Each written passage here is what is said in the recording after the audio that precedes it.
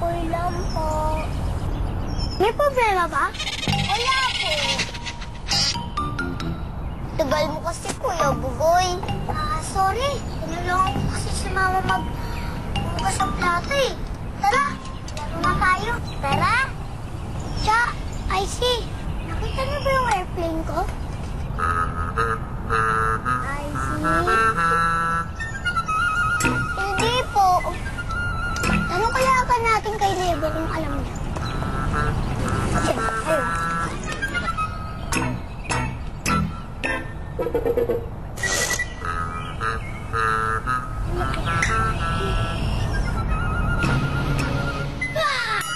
Good morning, Nebo.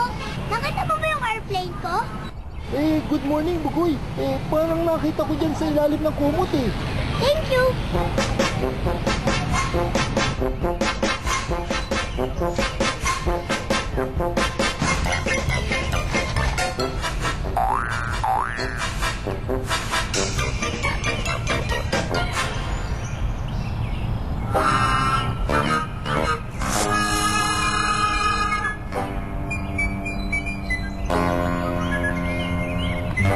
Naku!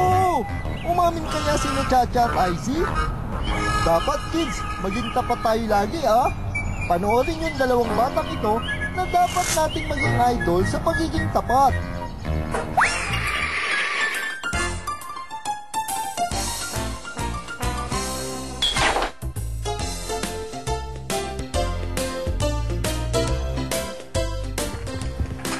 Oh, mga kulilits! Kung nakapulot kayo ng pera, anong gagawin nyo? Iuuwi nyo ba? O hahanapin ng may-ari at ibabalik nyo sa kanya? Ibabalik po sa may-ari. Ipagbibigay alam ko po sa mga pulis. Sasabihin ko po sa mama ko. Hanapin ko po yung may-ari. Kung yan ang gagawin nyo, ito naman ang ginawa nila.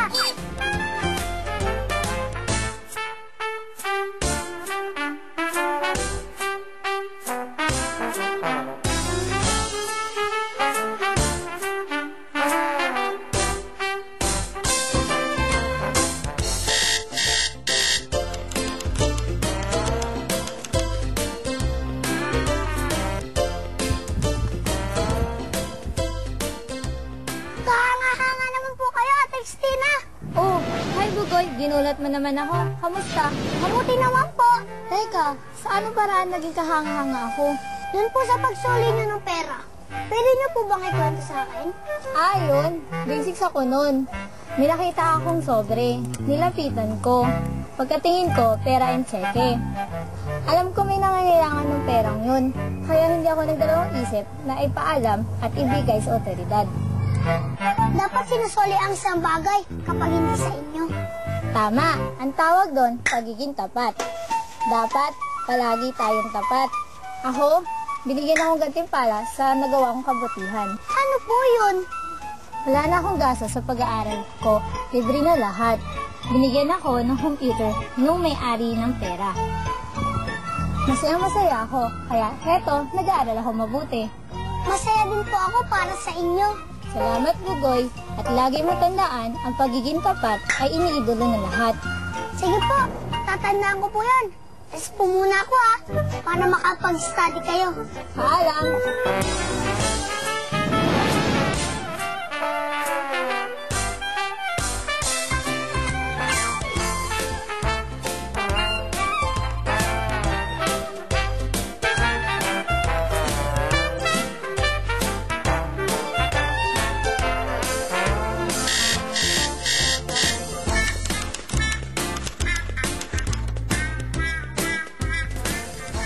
Ayun, si Kuya Eugene!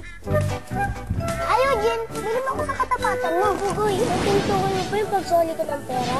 Oo. Ginawa ko lang ang tama. At nung napulot ko yung plastic na may lamang pera, inisip ko agad, baka may sakit yung may-ari at kailangan yung pera. Nagpatulong ako para mabalik sa may-ari. Naku, masasabi ko kay Eugene, talagang kanin siya kasi ultimo ballpen, sinusuli niya. Nung nakarap namang linggo, nagdidilig ng halaman, nakakuha naman ng alkansya. Kaya sabi ko, maraming instances na talagang makikita mo yung pagiging matapat niya, pagiging honest. Binigyan ka ba ng premyo sa pagiging matapat mo? Oo, binigyan ako ng award ng mayor namin bilang pagiging matapat ko. Ang galing mo naman, idol! At kapag honest ka, marami ka magiging kaibigan. Tumpa ka dyan, tara, laro tayo. Sunod na lang ako. Oh, mga kulilits! Sana naging idol nyo si Ate Christina at Kuya Eugene. Remember, honesty is the best policy.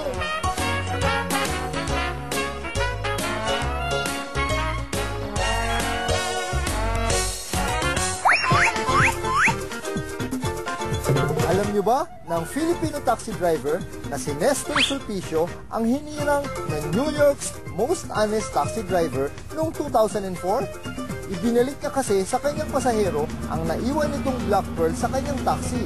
Nagkakahalaga ang mga pearls ng $75,000 or 3 million pesos. Sino kaya muling naglaro ng airplane ko?